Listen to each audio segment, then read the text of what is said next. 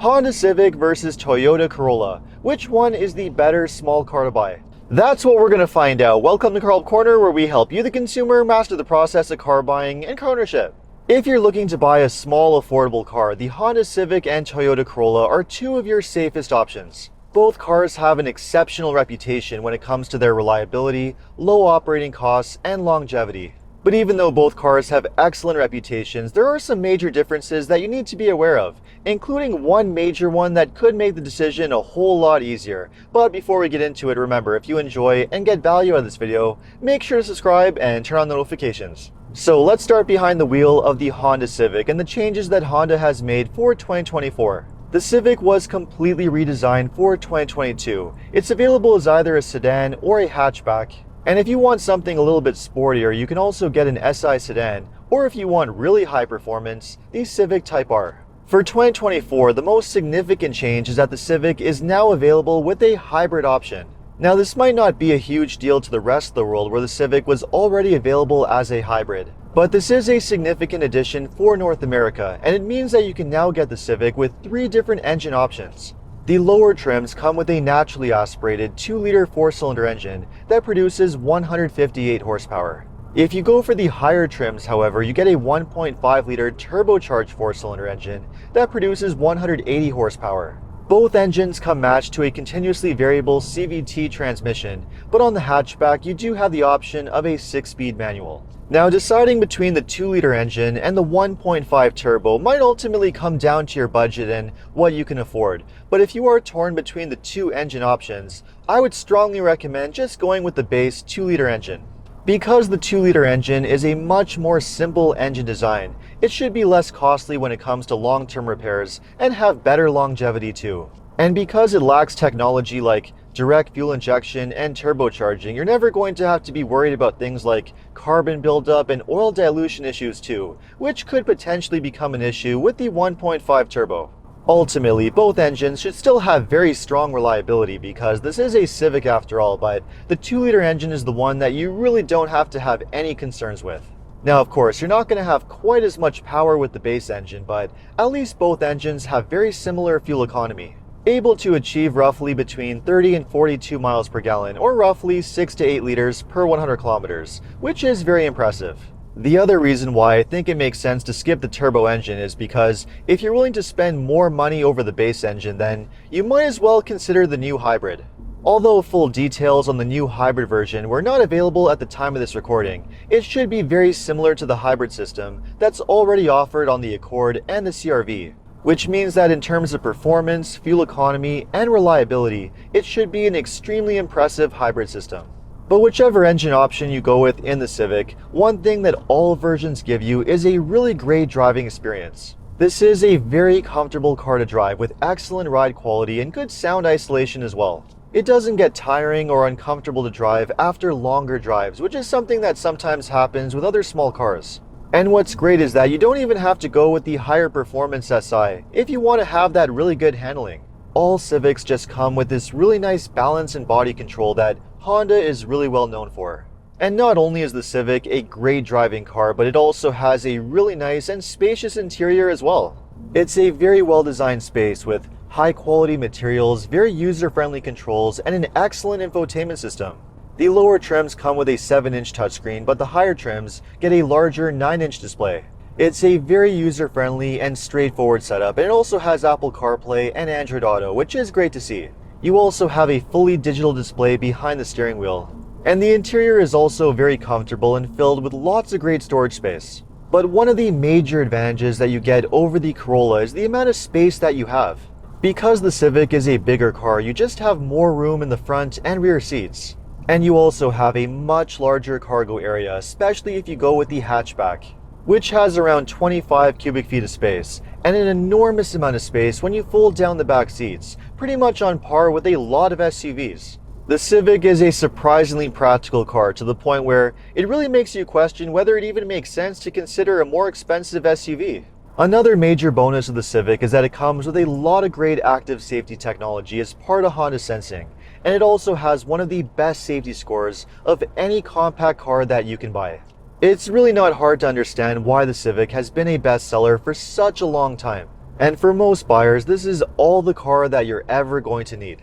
One thing's for sure, this is a very tough benchmark for the Corolla to beat, so I think it's time to get behind the wheel of the Corolla and see how it compares. Okay, behind the wheel of the Toyota Corolla. Now, like the Civic, you can get this car as either a sedan or a hatchback, but for this comparison video, I've been driving the hatchback versions of both cars, which are a little bit more practical. Toyota already made a lot of updates to the Corolla for 2023, so the updates for 2024 are pretty modest. You can now get the Corolla with a special Nightshade edition, which is basically a cosmetic package on the SE trim, which gives the Corolla a sportier look.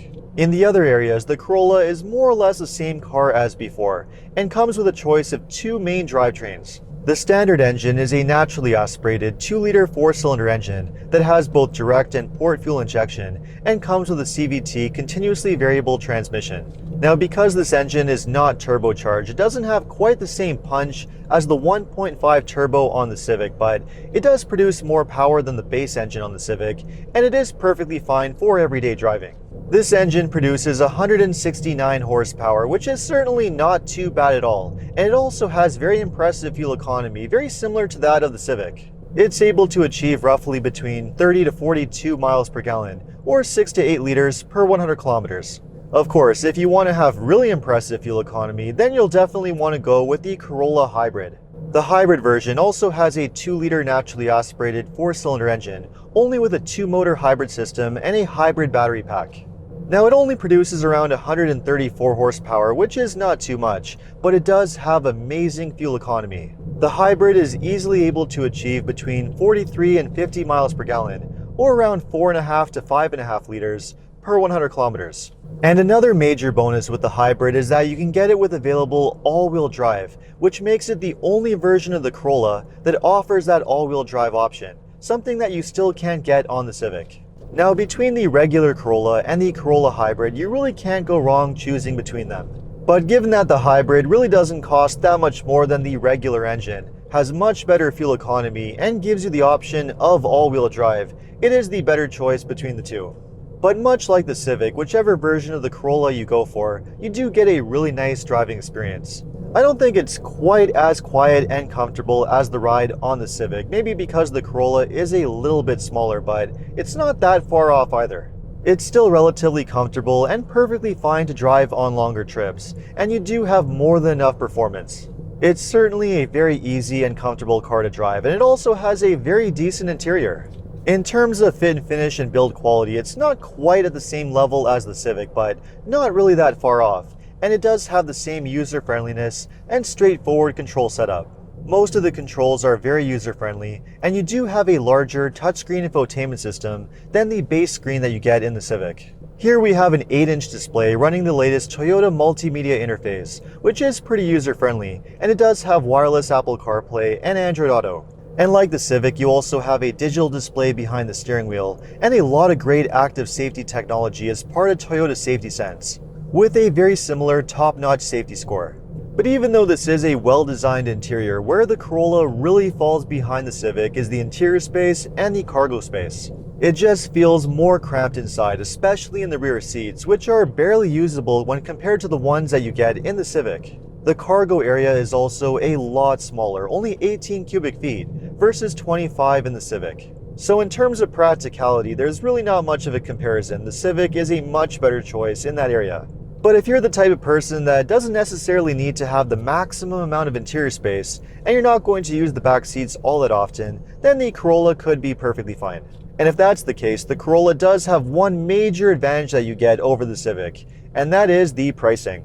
In the case of the Corolla sedan, the price ranges from around 23 to 28,000 US, or around 25 to 32,000 Canadian. Going with the hatchback over the sedan adds around another $1,000, and so does going with the hybrid option. And that pricing makes the Corolla one of the most affordable cars that you can buy in its class, and also one of the most affordable hybrids that you can buy. In fact, for around 26,000 US or 30,000 Canadian, I think the pick of the range is the Corolla Hybrid LE, which gives you a lot of value for the money. And then we have the pricing of the Civic, which is a completely different story. The pricing ranges from around 25 to 32,000 US or 28 to 36,000 Canadian. And if you want to get the hatchback, that's another $1,000 in the US, or another $3,000 in Canada, where it's only available on the top two trims. Which means if you want to have a fully loaded sport touring hatchback, the price tag is going to be pushing close to 40 grand in Canada, which is a pretty ridiculous number. Just to put that in perspective, that's around $7,000 more than the top of the line Corolla Hatchback XSE. And the price difference between these two is actually now so great that you can actually get a Corolla Hybrid for a lower price than a non-hybrid Civic. Now, at the time of this recording, the pricing for the new Civic Hybrid was not available yet, but based on the existing pricing, I can only imagine that it's going to cost way more money than the equivalent Corolla, and I'm not really sure whether it's really worth it. I mean, yes, at the end of the day, the Civic is an amazing car. In fact, if you were to compare it against a small SUV, which realistically wouldn't give you any more cargo space and probably wouldn't be as good to drive either, it does look like a pretty decent buy. But next to the Corolla, the Civic just looks overpriced. And you're not really gaining anything when it comes to reliability, cost of ownership, or resale value either. They are both known for having excellent reliability, holding their value extremely well as they age, and just having a very low cost of ownership. You don't get that same reputation if you're looking at something like a Hyundai Elantra, a Kia Forte, or a Nissan Sentra. The only ones that come really close to the Civic and Corolla in terms of reliability, quality, and resale value are the Subaru Impreza and the Mazda 3. But again, the Civic and Corolla are both best sellers in the market for a reason. No other cars are as well-rounded as these two, especially when you consider that both are offered as hybrids. In fact, I'm definitely going to have to get these two back together in the future for another comparison video in their hybrid forms. But in the meantime, comparing the regular versions of both cars, the one that just offers a lot more value for your money is the Corolla. So would you go for the more value-packed Corolla or the more spacious but more expensive Civic? Let me know in the comments, and if you enjoyed this video, make sure to like and subscribe. You can also take a look at my other videos by clicking these links over here. Make sure to follow me on TikTok and Instagram, and if you need additional car buying advice, recommendations, or help with getting a great deal on your next new car purchase, make sure to visit carhelpcan.com. Thanks so much for watching, and see you next time.